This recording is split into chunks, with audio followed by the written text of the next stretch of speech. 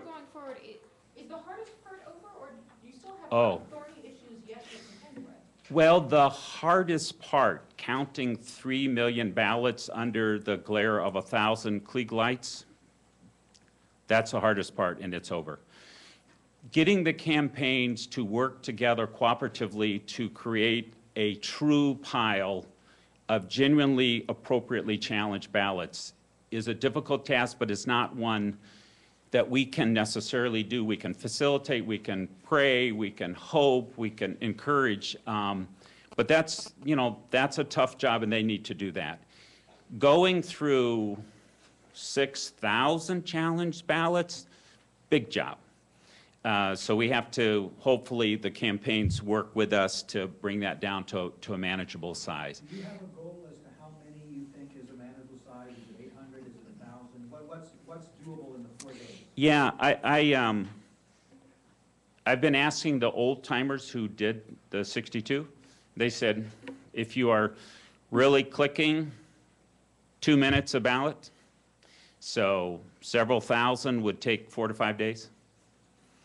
But I think that when people have looked on your numerous websites where you've posted a lot of the ballots, I don't think it takes very long to see that there are certain patterns and there are certain things that you could do, and that the number of truly important ballots to stop and really take some time on is nowhere near the 5,000 and some that where we currently stand.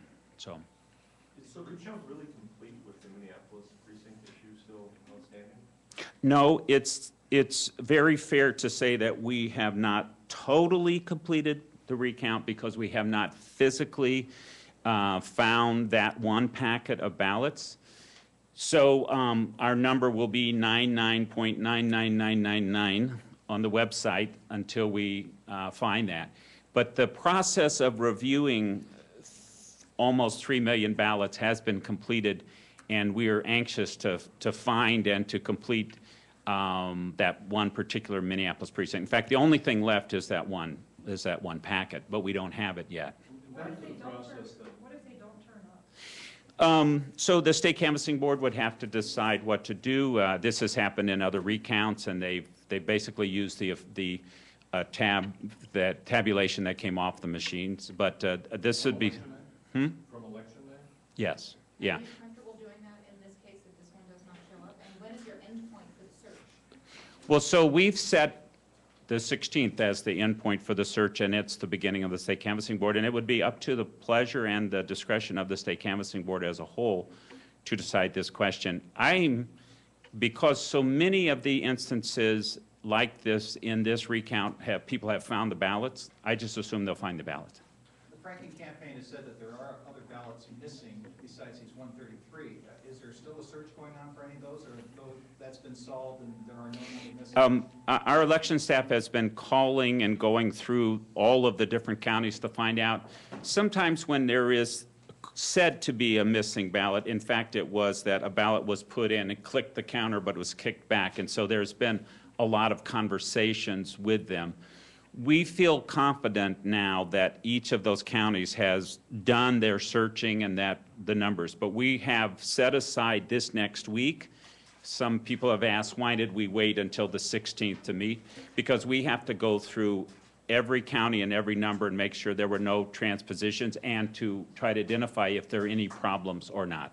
Based on, this is the largest recount the state's ever gone through, reflect just for a moment on how hard it was, how easy it was. Based on your expectations, how did this go? My expectation was somewhat influenced by the fact that we did one in September and it was so smooth and easy. I thought, oh, piece of cake. And conferring with my good friend and colleague, the Secretary of State of Washington, who just did a big one. And I had expected a much larger number of challenges. And so in the first week, when it was such a small number, I thought, whoa, this is good. And then some of the old-timers started stopping by, and Governor Quee stopped by and told me recount stories, and other people. And then as they told me stories, I realized that it was going to get worse. Let's use the word worse, which maybe is a pejorative in this case. It would become more intense, more tense, more emotional, and more challenges towards the end, and that I shouldn't get so worried about facing a huge stack of challenges because the campaigns will always withdraw a number at the very end. So I had my impressions from conversations, and then I got some real important history and feedback from Minnesotans who especially had their own recounts or 62, and it gave me a sense that we would have this sort of week where lost ballots were called, I think, a 4 or 5 alarm fire, I think was a word used for some lost ballots. And you know, this has been a week with a lot more emotion. So I've been mostly completely amazed and pleased and very grateful and thankful to the local people who, you know, in a way, invited in a microscope to their work. And we have a great system, but the microscope has really exposed things that we need to fix, and so I appreciate when they do that. And my sense is that we've confirmed we have a great system, and we've come up with a very serious list of things we need to improve. And so out of this, we're not done yet, but we've showed that we can do this process in an orderly way and that we have things that we can improve. So I feel pleased. Just one more. Yeah, yeah. Early on, there was a lot of emotion, a lot of political statements flying back and forth. You were concerned about Minnesota's reputation nationwide. Some of that is still out there. Yeah. How are you feeling about that? Well, the Washington Post article where it made it look like we were working in igloos and everyone was dressed up in down coats, I was really not happy about that. I mean, it just was really like, and then somebody told me to calm down, and it's like the stories of us walking 4 miles in snow to go to school, that we can incorporate this into our lexicon of our activity. But I have mostly felt like the letter from the Grant County auditor who described the one campaign bringing in food for everybody, including the other campaign. I mean, that's the part of Minnesota that I hope really has come through this. And us dressed in parka and counting ballots in a frozen garage in North Minneapolis, I hope that fades away. But the real test is in the end.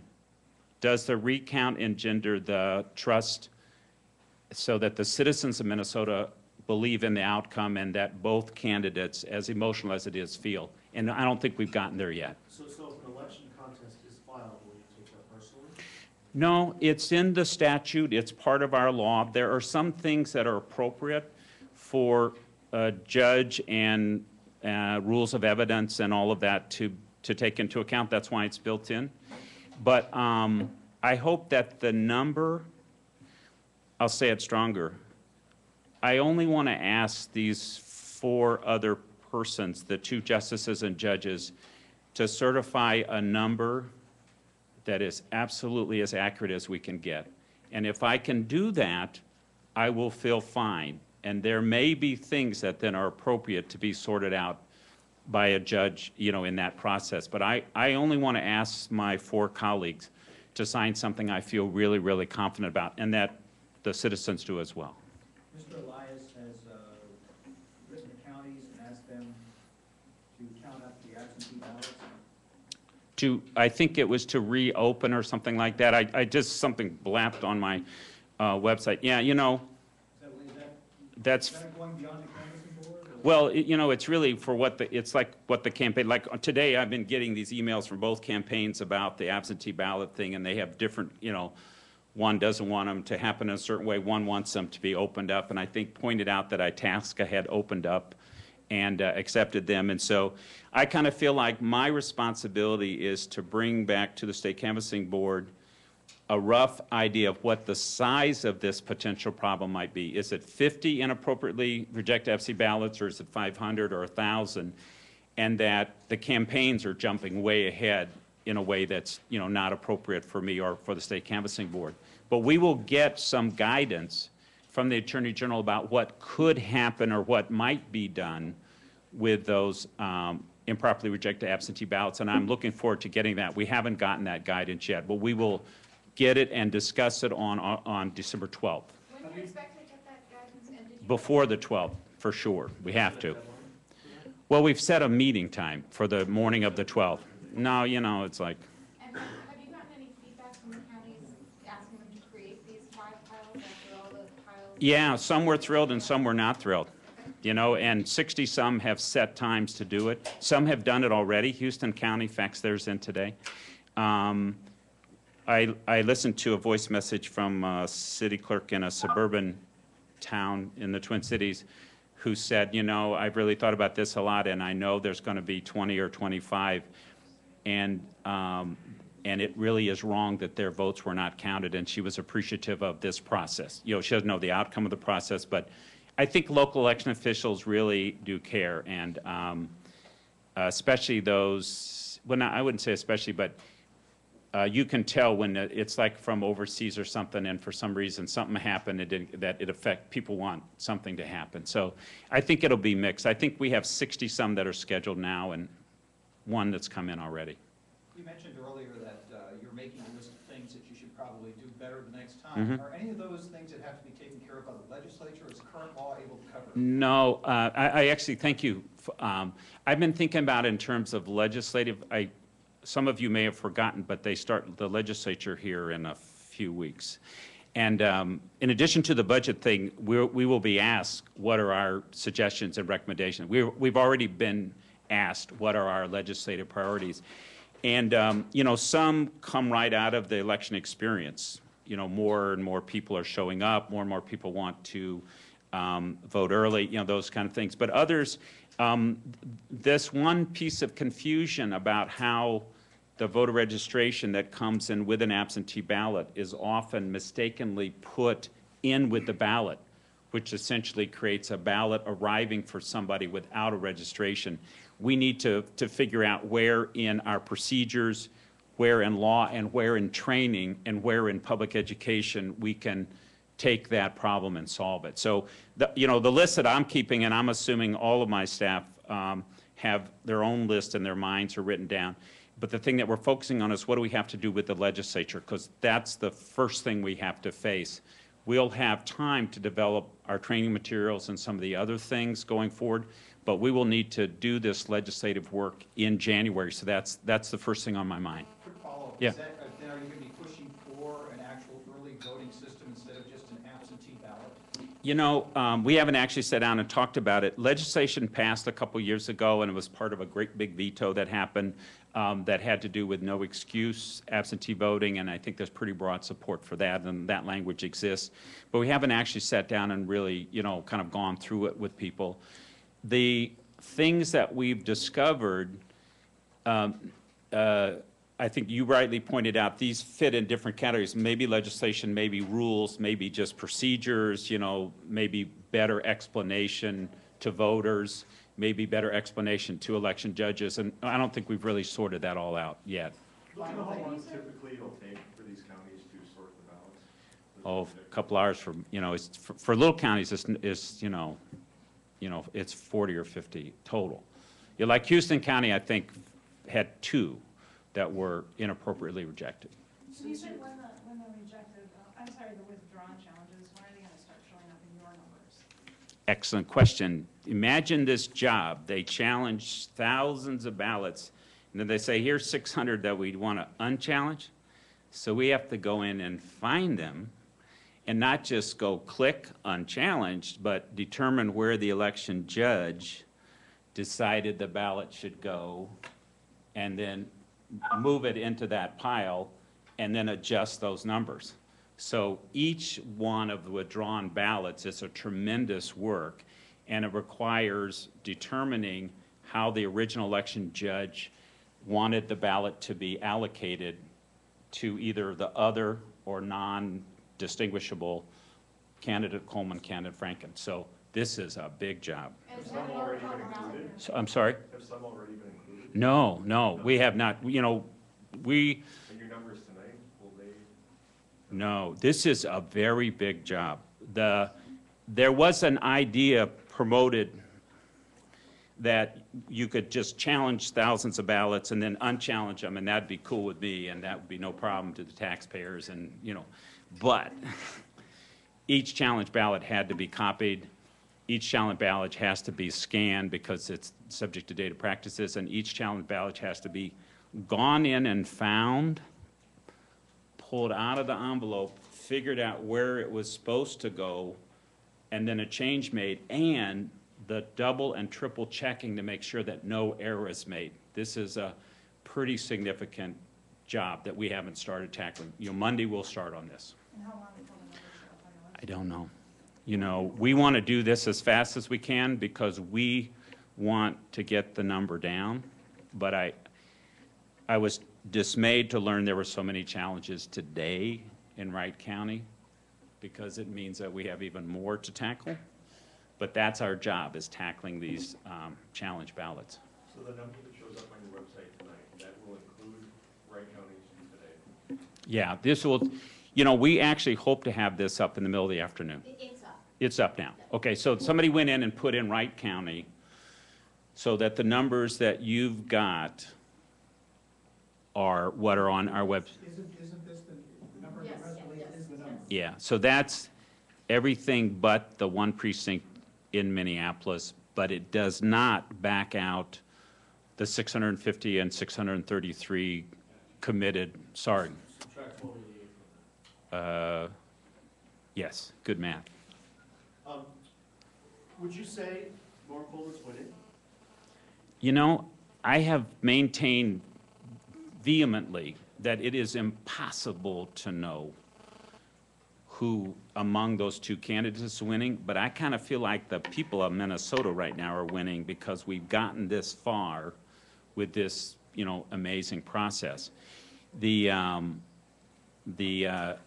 conclusion now will be different when Minneapolis is in, when those challenges are subtracted, and then when we start the canvassing board. And so I've really taken the position and continue that it is not possible to know how the citizens, which candidate got the most vote of our citizens on November 4th. And I don't think we will know that until we're done with the last day of the state canvassing board meeting. Mr. Ritchie, you Yeah. mentioned that the ballots are, you have a record of what the election judge originally ruled on. On the back, yes. Yes. Is there a way for the media to go through and check to see what those original rulings were on those challenge ballots? Yes. Did the 1,000 that got released have fronts and backs? So the first 1,000 or whatever was the number will have front and backs on them. And this is actually a very interesting thing to do because it can also give you a sense of, like, the election judges' sort of professional judgment. What did they think should happen to the ballot? So, and we're trying to scan them as fast as we can. I have to say the scanning is one of the slowest and most expensive, maybe you all know this, but it's unbelievably slow process, but we'll get them up as fast as we can. And frankly, I think one problem is that pulling these 1,300 out or whatever, how we exactly do that, we may end up with a DVD that has them all, and then you have to kind of know in your head which ones were withdrawn. And that's not very good. We need to find a better way, but we just haven't talked about it. You talked about the expense to taxpayers in this whole process. What's your estimate now of how much it's cost? 'Cause Yeah, you know, those numbers are much higher than that. yeah, so, you know, we have the initial cost, so, you know, 3 cents a ballot, you know, a little under $100,000. All of the challenge ballots were copied locally, and so, you know, they often brought in a copy machine from some other part of the county office or that kind of thing. But, you know, what's a copy nowadays? Paper, toner, you know, all that. A nickel a side, 10 cents a ballot, 6,800 some, you know, ballots. And so, you know, several thousands of dollars that way. Then here, I believe now we have 3 scanners going. And am I right about the 3? Yeah. So what's it cost? I don't know yet, but we will be trying to calculate this for the purposes of talking to the legislature.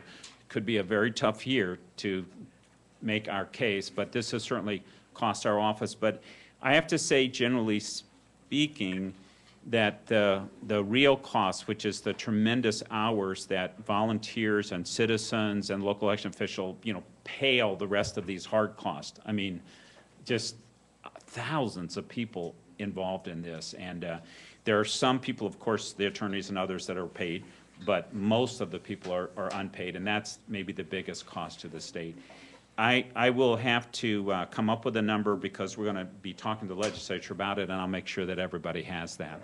Could you Yeah. just, in terms of the canvassing board, the process that they're doing the reduced ballots, so, you know, there's been some of these that there's the bubble circled in, there's an X on one. I mean, does the canvassing board have to go through every single one of those, or can they say, you know, all these ones that have an X on it, we've decided we should go this way, and then You know, it's a bulk deal? we actually haven't discussed this, but when you said this, what came into my mind is that there's some similarities, you know, like two filled in and one X or something, and so we could group some ones that were similar together. But, you know, I've been putting an emphasis on, like, getting the number down. So if the number comes down, then, you know, it'll be appropriate. But I think our plan is still the same, to project it up onto a wall, either with PowerPoint or an overhead, so that everyone is seeing them. But the five of us will have the physical original ballot to look at. And I have to say that sometimes in the copying, it's a little degraded. I mean, you know, when somebody really lightly colored in a circle, there's some degrade that happens. So it may be that there are moments when really seeing the physical copy will be, the physical ballot will be the most important thing.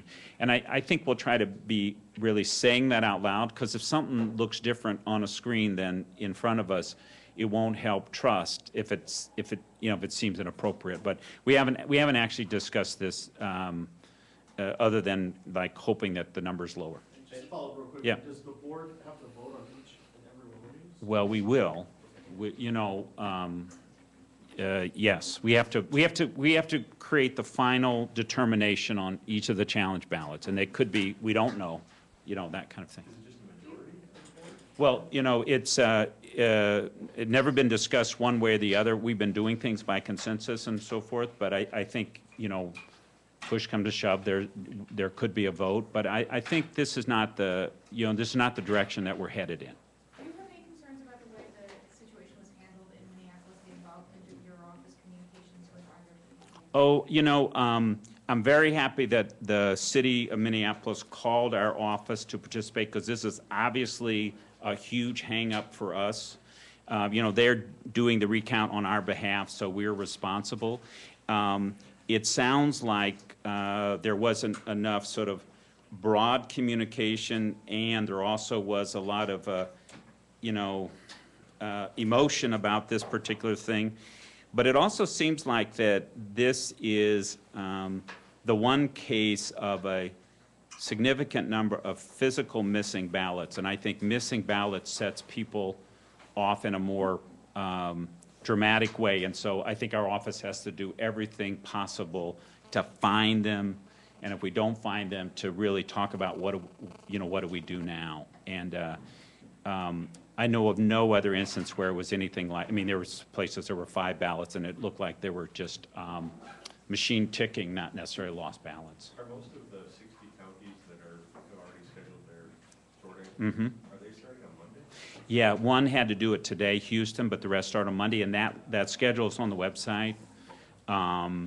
And I think Houston just had some conflict. You know, there was something about the timing that that had them do it today. So 60 start Monday? No, they start on Monday. There's 60 who are scheduled. Okay. These are not long, drawn-out processes. They're fairly short. And we did give them till the 18th. And what's your plan to release the information on the stats as well? County by county? Do you have a- Like a spreadsheet or something, you know, something. You know, we haven't even talked about it. Yeah, as soon as we can. It's actually really interesting. And the Yeah. counties just report to you then what the numbers are in those files? Yeah, that's what they did. Well, I should just say that's what Houston did. So we're now working out how they will get the information to us. I mostly am looking to have by the 12th, and if it takes till the 18th, is this 50? Is this 500? You know, I'm really interested in what's the size of this. Is this a really significant thing? And only 10 of the 60 start Monday. Yeah. Yeah, we were talking about legislative priorities earlier. Since the recount started, I've seen Senator Dave Durenberger, former Senator Dave Durenberger, call for instant runoff voting. I've seen the DFL always in support of it. Is there going to be any push from the Secretary of State's office either to start investigating that seriously or to actually put that into place statewide? No. The proponents of instant runoff voting have used this to talk about, you know, what would be the advantages and that kind of thing. But I mostly have been watching Georgia, which had to run a whole nother election, and so, you know, it's not for our office to be a proponent, you know, one way or the other on this. I happen to think that for this particular instance, our statutes that generally regulate and describe the procedures for recounts are actually quite good. And I felt sorry for the people in other states that have to run other elections. I mean, I don't think people in Minnesota would want another month or two of elections. They were kind of fed up on November 4th. But when there's just, it's decided at the general election that, you know, that the votes go to somebody else instead of listening to the Yeah, election? there are a lot of different kinds. You're describing one that happens that's ranked choice voting is often used to describe that. But the bottom line for me is that we have this current system, and it's basically been really well thought of in the past and constructed well. We've administered it, I think, well, and we've discovered some things to make it better for the future, and that's what we'll be focusing on. I appreciated Senator Durenberger's column. I thought it was well-reasoned, well-argued. There were two kind of opposing and supporting ones in the Pioneer Press today, and I appreciated people's point of view, but we will be focusing on how to make our good system even better based on what we've learned from this year. Recounts happen a lot, especially little ones, but big ones are unusual, but we've had two this year. So I guess we're lucky in one way because we can make some changes so that future, you know, whoever is in this position in a future time will have an even better system than I inherited this time. Questions and see if there's any. Yeah. Any other questions or questions from the folks on the phone? I want to thank everybody again for your incredible coverage. I mean, what the citizens have learned from your good work, it's made a big difference to what we can do. And we're not done, but we've gotten this far, so thank you very much. Thank you, folks on the phone.